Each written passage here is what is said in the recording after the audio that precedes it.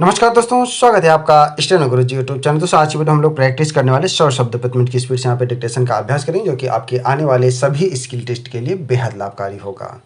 दोस्तों डिक्टेशन लिखने के बाद इसको रीडिंग जरूर करना है, डिक्टेशन सुनना है और आपको लिखना है, मन में बिल्कुल नहीं दोहराना है।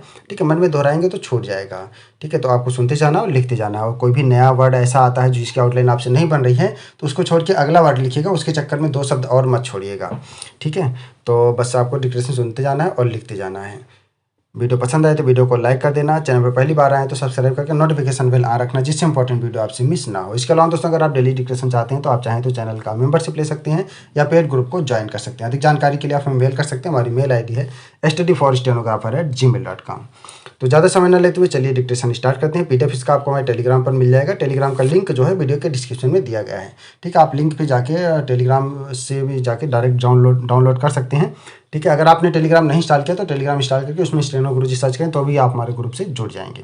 तो ज़्यादा समय न लेते हुए चलिए स्टार्ट करते हैं। Ready 5 second start. महोदय, सिंचाई के लिए हमारे प्रदेश को अधिक धन दिया जाना चाहिए।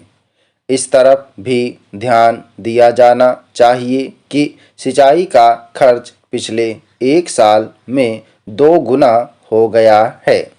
इसका कारण चाहे योजना में कमी हो, चाहे प्रशासनिक व्यवस्था में कमी हो, इसके कारणों का पता लगाकर आवश्यक उपाय किए जाने चाहिए। मैं निवेदन करना चाहता हूं कि वित्त मंत्री राज्यों के मंत्रियों से विचार विमर्श करके इस व्यवस्था में सुधार लाने की कोशिश करें।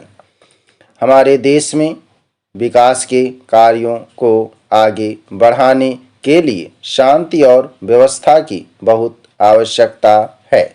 इससे देश की आत्मनिर्भरता बढ़ेगी। देश के विकास के लिए आज कई पंचवर्षीय योजनाएं सामने आई हैं, किंतु सभी में कोई ना कोई कमी रही है। सरकार को पंचवर्षीय योजनाओं को सफल करने हेतु प्रयास करना चाहिए। केवल इच्छा करने मात्र से ही समाज में परिवर्तन नहीं लाया जा सकता है। यह इस बात पर निर्भर करता है कि हम सब भारत के निर्माण के संबंध में कैसी धारणा रखते हैं और उस धारणा के अनुरूप लक्ष्य की प्राप्ति के लिए किस तरह से प्रयास करते हैं।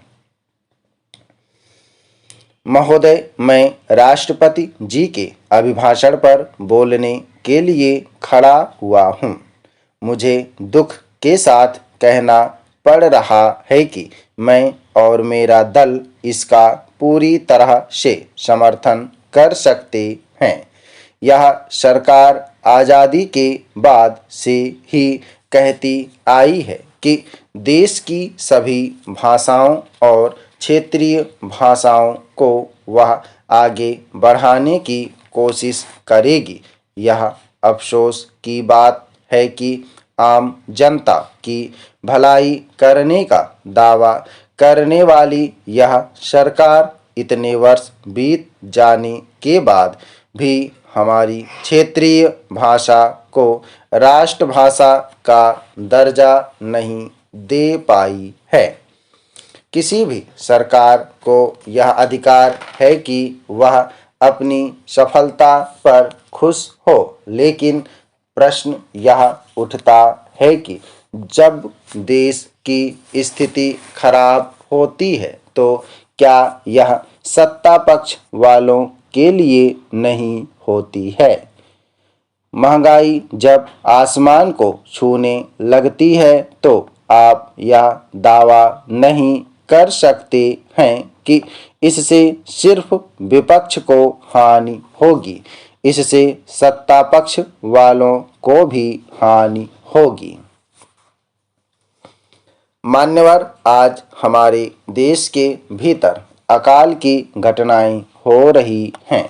अगर यही स्थिति रही तो इस प्रकार का एक भयंकर अकाल पड़ेगा जिसकी कल्पना मात्र से हम कांप उठेंगे। जब अकाल का प्रश्न आता है तो राजस्थान सबसे ऊपर आता है। वह ऐसा प्रदेश रहा है जो हर समय किसी न किसी प्रकार से अकाल की छाया से ग्रस्त रहा है। मैं कहना चाहता हूँ कि इस साल जो अकाल पड़ेगा वह अभूतपूर्व होगा। इस साल जो वर्षा हुई है उसमें हजारों गांवों में एक बूंद पानी भी नहीं बरसा है।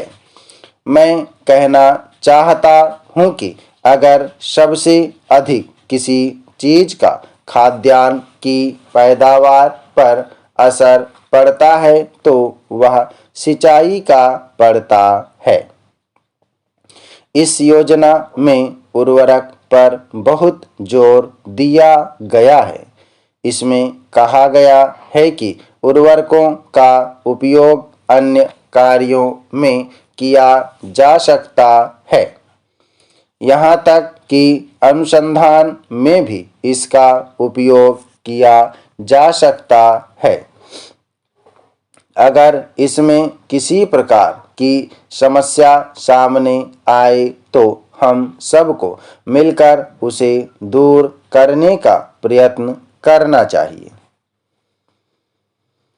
अध्यक्ष जी, हम इस बिल के माध्यम से गरीबी हटाने की बात कर रहे हैं। जहां तक गरीबी हटाने का सवाल है, यह देखना बहुत जरूरी हो जाएगा कि आखिर गरीबी कहाँ है। गरीबी 3 वर्गों में बटी हुई है। एक तरफ देश के वे किसान हैं जिनके पास थोड़ी सी जमीन है। वे बेचारे किसी तरह से अपना पेट भर पाते हैं। 1 या 2 महीने खेत में काम करने के बाद उनके पास काम नहीं होता है और काम की तलाश में उनको इधर उधर चक्कर लगाने पड़ते हैं। जमीन से उनकी इतनी कम आमदनी होती है कि उससे उनका पेट नहीं भरता है। आज देश में सीलिंग पर भी विचार किया जा रहा है। मेरे ख्याल में सीलिंग की जो योजना है इससे कोई विशेष लाभ होने वाला नहीं है। इसकी सफलता के बारे में मुझे कुछ संदेह है और मुझे लगता है कि इसको आगे बढ़ाने के लिए सरकार को काफ़ी दिक्कतों का सामना करना पड़ेगा।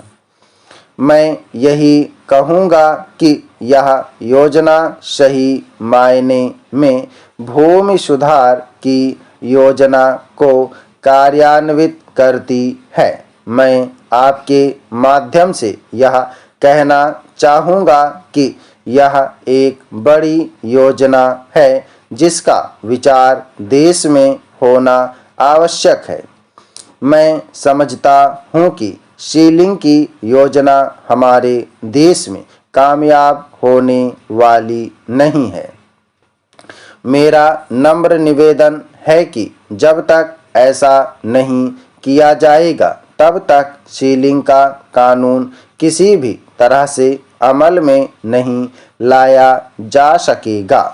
मुझे इस बात को कहते हुए प्रसन्नता है कि मुख्यमंत्रियों का सम्मेलन जो भारत की राजधानी दिल्ली में हुआ था, उस सम्मेलन में सभी भारतीय भाषाओं को एक दूसरे के निकट लाने के लिए प्रयास किया गया।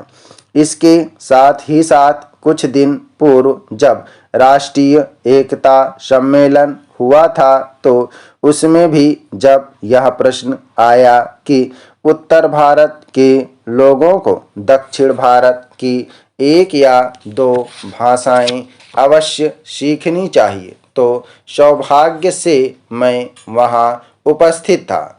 मुझे ये इस बात को कहते हुए प्रसन्नता है कि इस विधेयक में भी इस बात को सम्मान दिया गया है।